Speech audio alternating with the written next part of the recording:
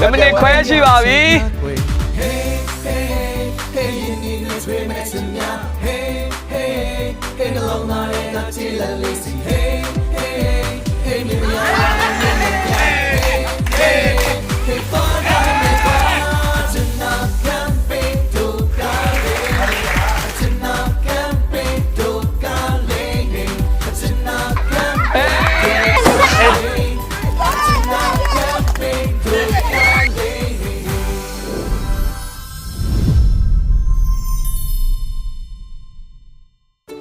ရှယ်ပဲ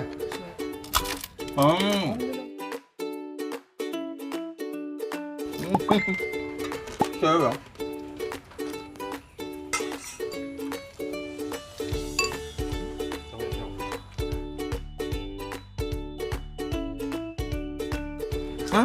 ဟမ်စားရင်ကောင်းစားရပါမယ်စားရ သားရပေါ့ဘာလို့ ဘယ်မှာပကန်းလေးချက်ဘူးရှယ်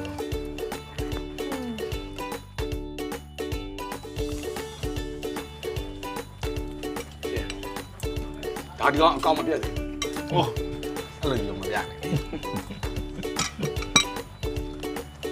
အဲ့လိုရင်ကြတော့လေဒီလိုကြားရဲဆိုတာဒီလိုမျိုးတွေစားကြလို့နော်ဟုတ်တယ် ကျေးလက်ရဲ့ကြက်လေးကိုဟောကျေးလက်ရဲ့ကြက်လေးကိုစားညတာပါပြီဟိုတယ်ရနဲ့မလို့ရော ခုနကတော့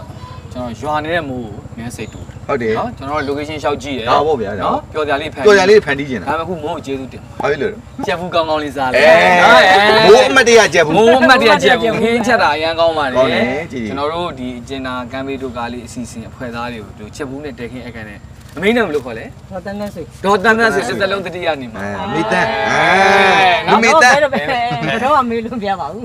ကျေးဇူးပါအဲ့တော့ကျွန်တော်တို့အဖွဲဒါအမှတ်တရလက်ဆောင်လေးပါ အမှုပဲ ကျေးဇူးပါခွဲ ခိုင်းကြပါလေမေနဲ့တမုံနေမယ်တောင်းနဲ့တမုံနေမယ် ဟုတ်ပြီဒီတမီးတကယ်မွေးစားနော်တကယ် ဒီမှာပြောကြည့်မယ် ဟုတ်မယ် ကျေးဇူးများကြီးတင်ပါတယ် နိုင်တယ်ပါတယ် ကဲဒီစီစဉ်ကိုကြီးရှုနေတဲ့ချက်ရတဲ့ပြည်သက်ကြီးကလည်းကျွန်တော်တို့ဒီအကျဉ်းသားကမ်ပေတို့ကားလေးဖွဲ့သားတွေရွာထဲမှာဘယ်ရင်အခုလိုပဲဝင်ပြီးတော့တောင်းစားအောင်လဲဆိုတာကို ဘယ်လိုမွေးနှောက်အောင် ဘယ်လိုမွေးနှောက်အောင်လဲဆိုတာကိုဆက်လက်ပြီးတော့ live ကြီးရှုခံစားပေးဖို့ဖိတ်ခေါ်ပါတယ်။ထုံးတဲ့တိုင်း1 2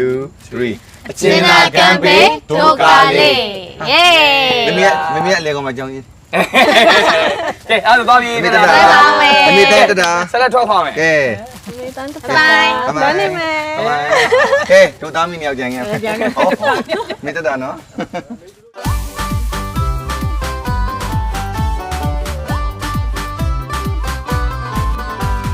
ရှစ်ခုံးစရာခီးမြရဲ့နေတစ်ကိုစပျော်ရွှင်စရာချင်းလိုက်ရဲ့အငွေတက်ကိုရမယ်လာတူတူပေးရမယ်တို့မြစ်တာများမြင်သူတကပြုံးသွားမယ်အမတရားချိန်များခွေ အခုဆောင်းမဲ့ game လေးကတော့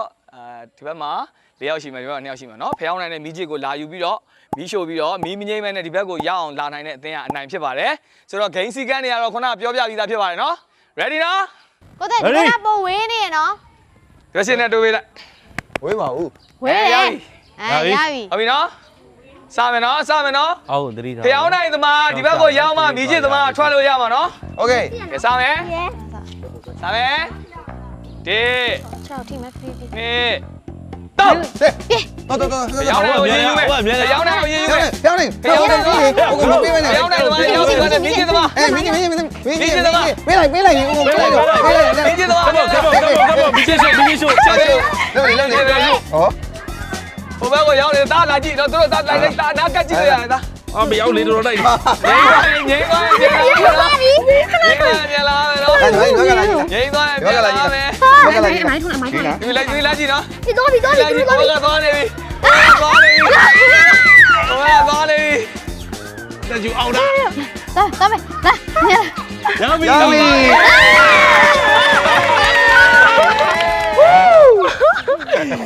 ကဲလာအားလုံးပြောလာအားလုံးပြောလာကလေးတော့လာကလေးတော့လာဟာလာ โอเคน้องညီမလေး ပြပြပါလေမရဘူးလို့ ကဲလက်ဆောင်လေးပေးလိုက်ပါဦးကျေးလေးတပူ ကျဲလီတပူဒါသားဒီဥစ္စာရိုးရိုးစားမှာမဟုတ်ဘူးအာမတိရှာမတိမျိုးချ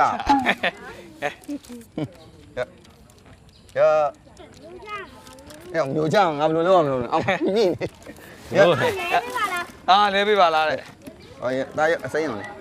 ဟုတ်ပြီကဲဒီဘက်ကအမီးတို့ကပေးလိုက်ပါအောင်ကလေးတွေကို အစုံပေး ဘာ မယ် အောင်စားမလဲဘာအောင်စားမလဲမင်းပါလီပါလီပါလီပါလီ ကြတယ်ကြတယ် သမီးအောင်ပါစားမှာလဲရအော်ဆုံးလေးပါယူလိုက်ဆုံးလေးတစ်ခု ဇွန်လေးပေးလိုက်ပါ ကြောက်ပါ သမီးရောစားလို့ရ စားလိုက်ရတယ် သမီးလည်းဇွန်လေးနဲ့စားဇွန်လေးနဲ့အော် ကဲဟုတ်ပါပြီကျွန်တော်တို့ဒီဖျောင်းနိုင်တဲ့မိချစ်ဟိုဘက်ကိုပြေးတဲ့ဂိမ်းလေးကတော့ပြီးဆုံးသွားပြီဖြစ်ပါတယ်ကျေးဇူးအပေးကြပြီးသားကြီးအားလုံးပဲကျေးဇူးများတင်ပါတယ်အဲ့တော့နောက်ထပ်ကျွန်တော်တို့ဒီရွာထဲမှာလှည့်ပြီးတော့ခြားဂိမ်းတွေလည်းဆော့ပါအောင်မယ်လိုက်ပြီးတော့ကြည့်ရှုအားပေးကြပါအောင်လို့ဖိတ်ခေါ်ရင်းနဲ့နှုတ်ဆက်ပါတယ်ခင်ဗျာဒါ တာ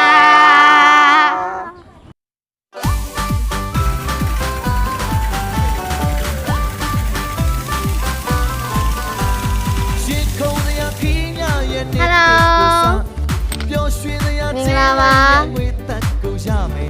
လာတူတူပေးရမယ် ကြံကြပါမယ် မြင်သူကပြောပါမယ်ရှင်ရကို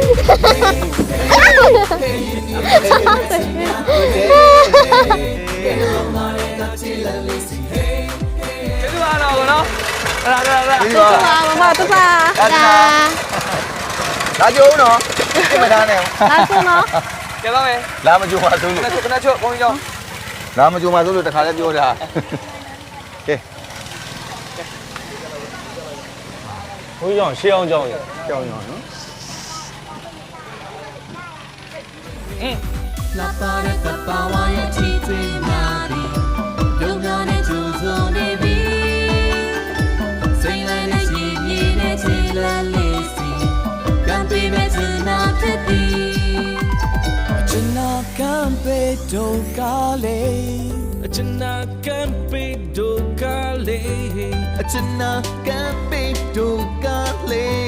အချင်နာကံပေးတော့ကားလေ Let's go အချင်နာကံပေးတော့ကားလေအချင်နာကံပေးတော့ကားလေ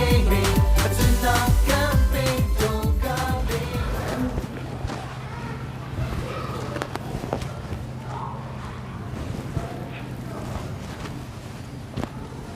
ပုံတပည့်တော်တို့အဖွဲ့က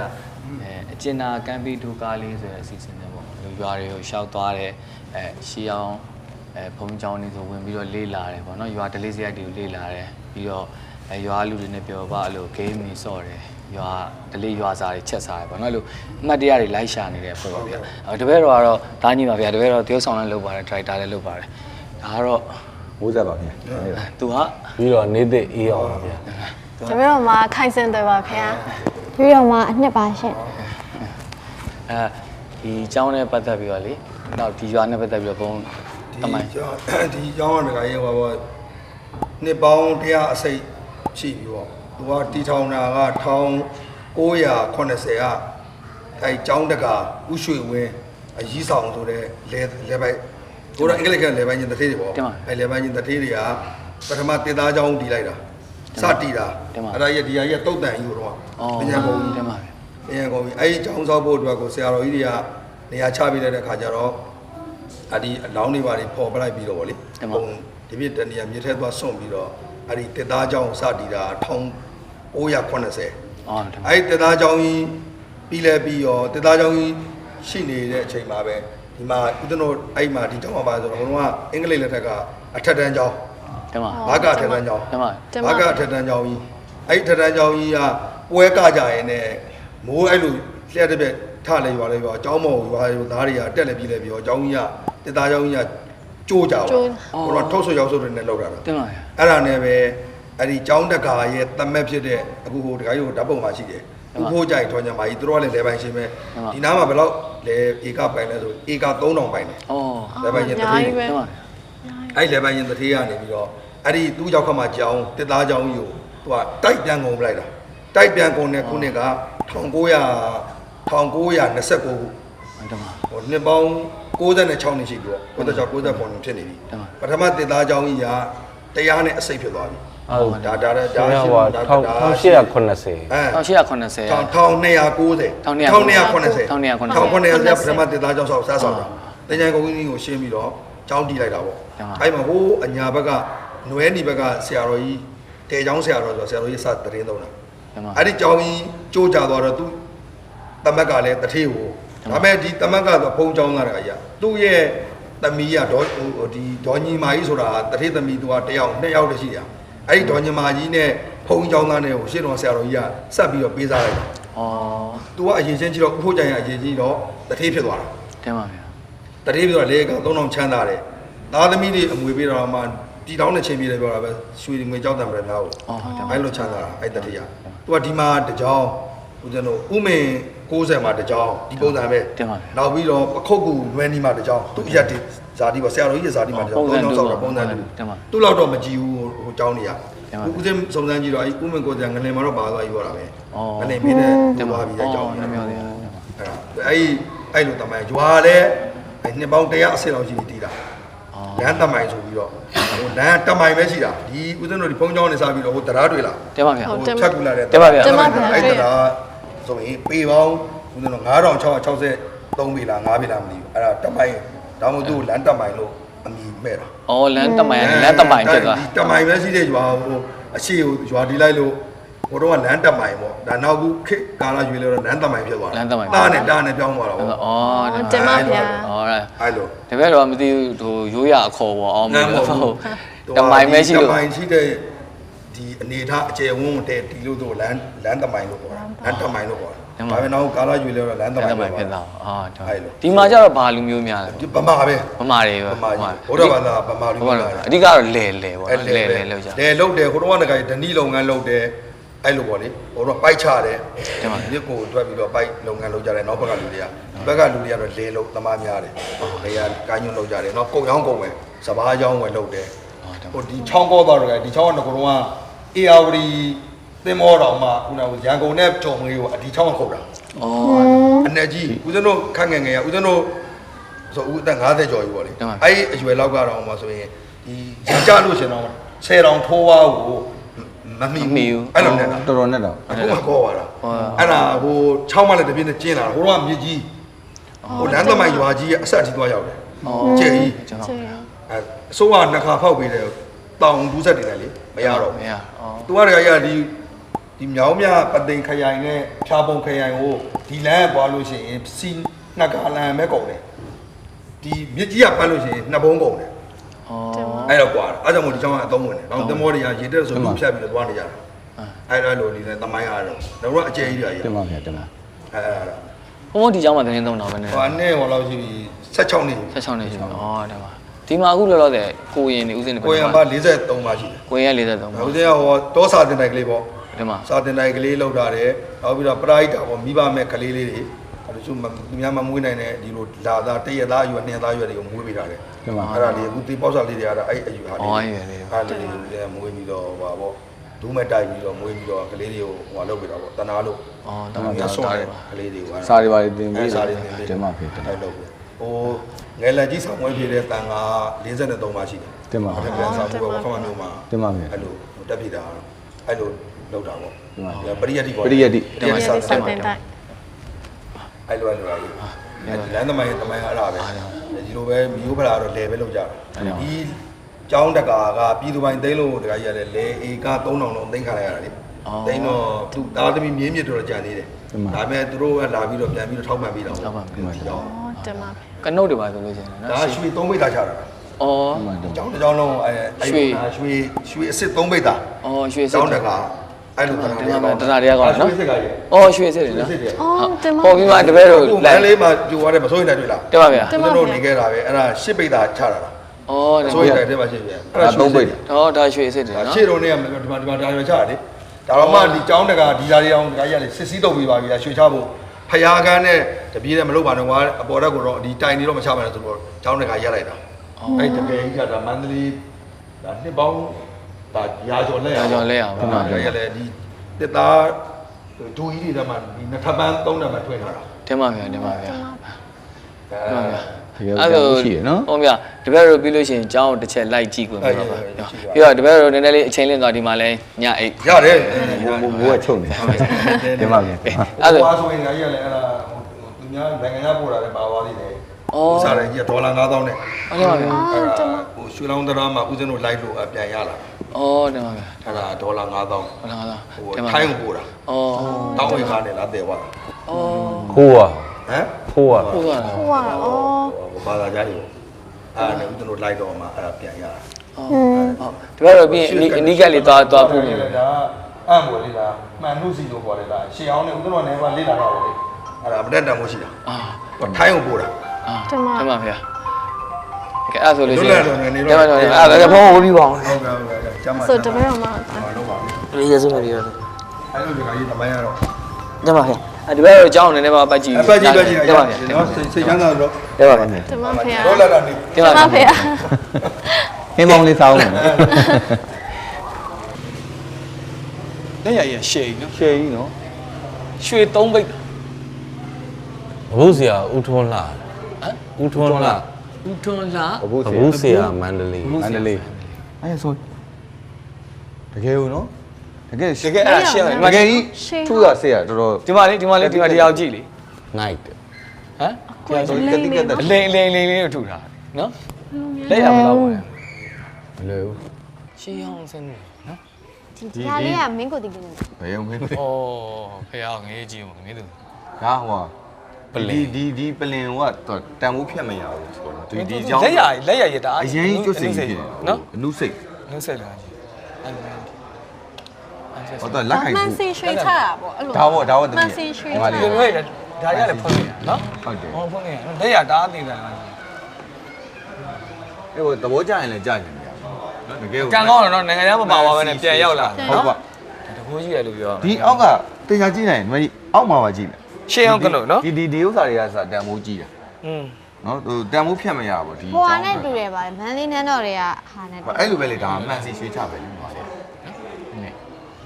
ဟိုရှစ်ခိတ်ကလက်ရည်ဆိုတော့နော်ခဏဝင်မြောက်တယ်ကြည့်ရ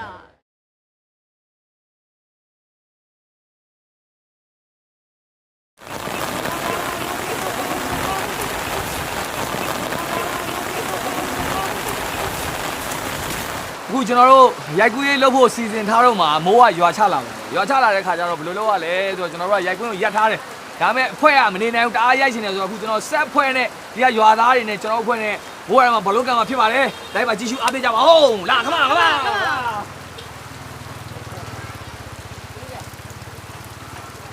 ိုက်ခဲ့ပါလ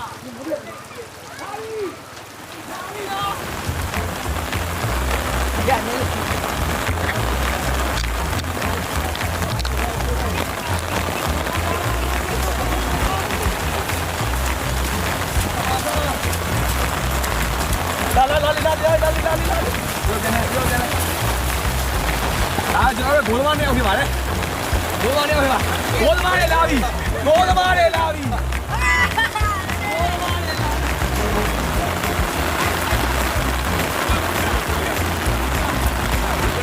ခုကျွန်တော်တို့တင်နာကမ်းလေးဂျိုကာရဲ့ဘောလုံးပွဲစီစဉ်စောင်းအောင်မယ်ဟာလို့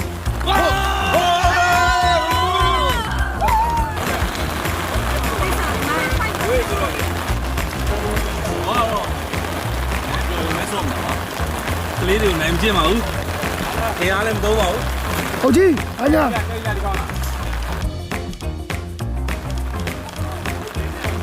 โอเคကျွန်တော်ကံပါမယ်ကျွန်တော်ရွာသားတွေအားလုံးနဲ့ကျွန်တော်ကြောက်ပါကံပါမယ်ခင်ဗျာ ဒေါ်လာပြပါဦး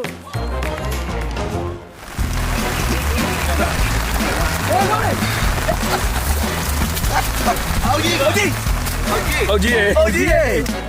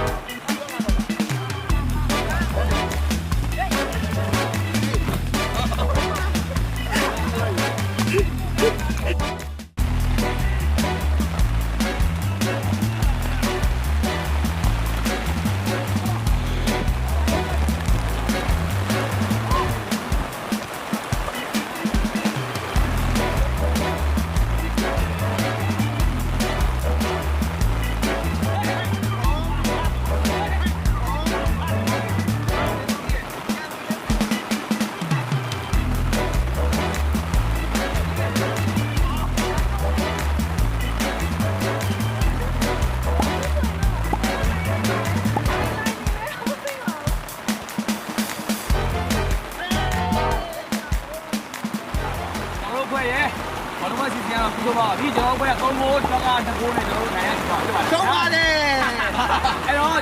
ဘလုံးမဲ့ကြီးနေကြီးနေပေးတဲ့ကြီးလေငယ်ငယ်တော့မူရတော့ဘလုံးကန်ရဲ့အချိန်ကိုတန်းတန်းရရသွားတယ်ညလေးမှာနော် ရောက်ကြည့်ပါလေ အဲ့တော့ဘုံနဲ့တိုင်းလေးအေးဒီတော့အချင်းလာကဲကိုကားလေး တာရအားကလေးအများကြီးပဲ ခဏလေးမိုင် အေး အေးချစ်စရာလေးကျန် တွေ့ရှင် ဟိုနေကောနော်ဘာနာမလို့ခေါ်လဲဒေါ်ဆန်းတို့ကရင်လားမမလားကရင်ဩ ဟုတ်ဟုတ် ကျေးဇူးတင်ပါတယ်အဖွားတို့ဘာစီးပွားရေးလုပ်လဲလဲဆိုင်တာဩစင်ပြေလားဟုတ်ကဲ့နေဖွားတို့လက်ဆောင်ဟိုမှာခလေးတွေမုတ်လေးပေးလိုက်ပါ သားရ ရောက်ဒီမှာအုတ်ထိုးလေး အဖွားကတော့အဖွားနေဘူးရဲသွားလို့ရှိရင်လေ ဘာညာ ရသားရသားရ ကတော့ရတော့ပြီတက်တာတော့လား ထီလေးပေးလိုက် ဒီမှာအဖွားဒီမှာဒီ ရှေ့အထက်မှာကလေး ပါ ရှိသေးလား ကလေးလာလေးမဟုတ်လာယူလေး ဟောတယောက်ရှိသေး ဟာရပေးလိုက် အပေးလိုက်ပါတော့ပေးလိုက်ချော်လဲမယ် ပေးလိုက်ကလေးကိုပေးလိုက် တဒါ ဒါ အေးချစ်စရာလေးညာချစ်စရာလေးနော် မောင်လေးလာပေးလိုက်ပါ ဟုတ်ပြီ ကဲဆက်လက်ထွက်ခွာကြ တတာ တဒါနော်တဒါ ခွာမယ် ဒါမျိုးလေးလိုက် နေ့ခေါင်းဆောင်မတတိလား ဟာလွတ်တယ်နေကညီမလေးလွတ်နေလွတ်တယ် အဲ့ဒါကိုတည်းညီတို့ဟိုဘက်သွားကြမယ်လေဆက်ဟိုဘက် မျိုးလေးလိုက်လို့ဆ တော ရာ င်းဘက်ဟော မျိုးလေးလိုက်လို့ဆရာ မျိုးလိုက်လို့ဆန် ချော်လဲမယ်ကလေးတွေ လာ ကလေးကြော်လဲမဲ့ကိုသေးတဲ့တတိတောင် ဟိုမှာလည်းကလေးတွေ ဟာကလေးအများ အေးဟုတ်ပါ လေးတွေထီးလိုက်ရအောင်မယ် ချော်ခောက်ပါ လမ်းလေးခဏဆရာလေး ဟမ် ဈေးလေးခေါ်ပေးပါအောင်ထီးအောင်နေ အေးထီတွေရမယ်အုတ်ထိုးတွေရမယ်ဖန်ခွက်တွေရမယ် ဟုတ်တယ်ရမယ် ကဲခြေရွာတွန်း၌ရှိကြတော့ချစ်ခင်ရပါတော့မိတ်ဆွေပေါင်းတို့ခင်ဗျာ ဟုတ်ကဲ့ပါခင်ဗျာ ကျွန်တော်တို့အကျဉ်းသားကမ်းပေးဒုကားလေးအစီအစဉ်ဖွဲ့သားတွေတိန်တဆင်ဖွဲ့သူဖွဲ့သားတွေကမြစ်တာလက်ဆောင်များလိုက်လံဝေငှနေတာဖြစ်ပါတယ်ခင်ဗျာ မိုင်းရေမင်္ဂလာပါမိုင်းရတွေ့ပြီနော်မိုင်းမိုင်းနေဘူးမှာဆိုလို့အုတ်ထုတ်လေးလာပေးတာနော်နေဘူးတဲ့သွားရင်မိုင်း ဆော ထော င်း င်း ကြည့်အောင်လိုက်လာလို့အရန်လာသွားပြီ ဟာမိုက်ပါပြီကြီးလေးများပေးလိုက်ပါ ကလေးလေးမိုးလေးပေးလိုက်ပါအောင်ကလေးမိုးလေးပေးလိုက်ပါအောင် တာရ အဲဒီမှာကလေးပြီ မောင်ကလေး ဘာလို့ ဒါ ကလေးမဟုတ်လာယူလေးသမီးကိုလာ နိုင်လာလေးလာငိုင်းဖို့မလား မာကြီးကလေးလေးနဲ့သွားရင်ထီးဆောင်ဖို့ပါ ကျေးဇူးပါ ကဲဆက်လက်ချီတက်မယ် သမဲ ပါပြီနော် မိန်းကလေးတွေသတိထားအောင် ဟုတ်ရင်ရော ချော်လဲမယ် ဒီမှာပါဒီမှာသာရှိလား ဟိုဘက်ရလားဟိုဘက်ရဆိုဒီမှာတခါတည်းသူ့ပေးခဲ့လိုက်ဦးမယ်လေအေးဟုတ်တယ်ခီးပေးလိုက် အိမ်မှာလူမရှိကြော်ရမယ် ဟာလာမလာမရဟိုဘက်ရင်ဆိုတော့ဟိုဘက်ရင်တခါတည်းဆောင်းလိုက်တော့ဒီရောကလေဒီမှာရဟိုကတဟန်နေလာရောက်ဒီလာပါ မလာ ဟေး ဟေး တွန်း၌ရှိကြကုန်တော့ချစ်ခင်ရပါတော့ပြိဿပေါင်းတို့ခင်ဗျာ ချော်လဲမယ်ညီမလေး ကျွန်တော်တို့ကျန်နာကမ်းပေးဒုကားလေးဖွဲ့သားတွေမြစ်တာလက်ဆောင်တွေပေးခြင်းလို့အင်ရှင်လေးတွေကိုထွက်ရပေးကြပါလားလို့ တီလေး ချစ်တယ်လို့ မမကြီး တော့မကြီးပဲအိမ်နဲ့ မမပဲဟိုရင်လားဩ ခွင်တော့မယ် ကဲလာပြီဗျာ ဒီလိုက်ဝိုင်း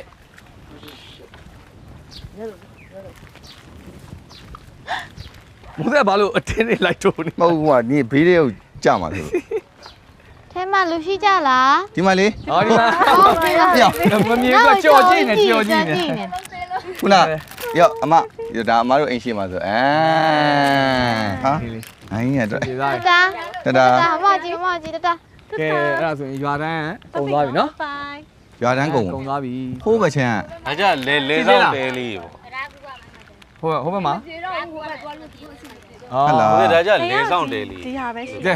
လဲ အဲ့ စား ဒါဆိုပြန်သွားမယ်နော် တက်တာနော် တက်တာ တတာပါ ဟုတ်ကဲ့ တက်တာ သုံးလို့လည်းအချင်းလေးတော်ကျင်းနေကြပါတယ် အာကျေးဇူးတင်ပါတယ် ဟုတ်ကဲ့ကျေးဇူးပါ အများကြီးတမိုင်း အမိုးကကြော်ညာခေါ်ရိုက်တော့မယ် ကလင်းကလင်း ဟာ ကလင်း မ ဘာကြီးရိုက်တော့မယ် မခုနပဲသွားနာ ဘုံမှာလည်းတော်တာ ဟလား ဟလာ စိုက်ပြွေးလောက်တာလား တက်ပြောပဲလုံး မလိန်နဲ့ဘောလုံးပေါင်းကြီးနဲ့ ဘာလို့ကန်တာမ ဘော လဲ လုံးကန်တာမလား ကန်တယ် ရော ဒီ မ မ ရ န်ချက်စတာယူနိုက်တက်ကိုဂိုးသွင်းတာသူလားမသိဘူး ဆောင်းကြည့်ပါလား အာ ဘယ်လိုတော့ပြောနေဗျာ ဟော တော်ပါရဲ့ဗျာ အဲ ရမမိုးရ မဘောလုံးကန်ရင်းနဲ့စောင်းမှုဟော အာမိုထိုးလေးစောင်းအာမိုထီလေးစောင်းโอเคနော် โอเคဟိုလေး ဘိုက်ကလေးတွေရောရှိ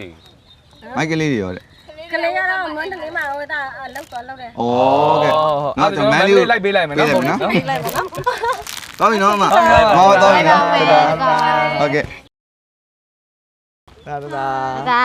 တပိုင် တတနော်ဟေး မဟုတ်စားပြီလား ဆိုလာပြားတွေ တတ သွားနေတော့တက်တော့ သွားသွား မတတ yes ဘုံမနော်ကောင်း အလုံးနာတော့ နေကောင်းလားတီတီ ဟမ် မီးရ မီးရ ပါလေ ဟာ တနော်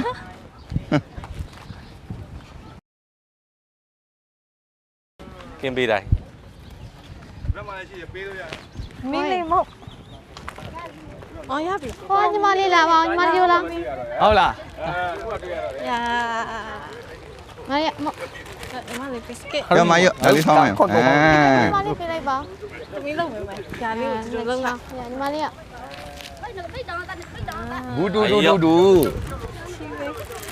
ဘူးဒူဒူဒူဒူဒူဒူ ဒီအယောက်ျားလေးလားမိန်းကလေးလားအော်ယောက်ျားလေး ယောက်ျားလေးမလို့ဥပုံလေးနဲ့ထားတာ ဒီမှာလား ရှင်းဘာလို့ပါလဲဒီသမီး ရိုနယ်ဒို နေ့စဉ်နဲ့တူကြည့်ရ ရိုနယ်ဒို အဲ ကြီး နေ့စဉ်နဲ့တူ ကဲ ဟာလားအခုစုံပြီပေါ့ ဆောင်းပြီဗျာတတ လာ တာပြန်တာငါလေးတာ ပိုင် ကဲတတာ ဟုတ်လားပဲ တတာ ဟုတ်ကဲ့ပါဒီတော့စင်ပြပါပြီဗျာလုပ်ငန်းနဲ့စင်ပြပါပြီ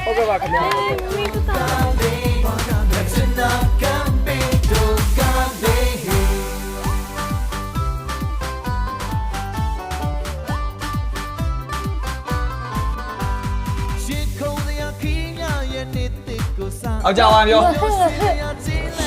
နစီအောက်ကြပါလားဟုတ်ပြီနစီအော်နစီတဲ့ မဲ့တူမြစ်တာများမြင်သူတကပြုံးသွားမဲ့အမတရားကံပေးတို့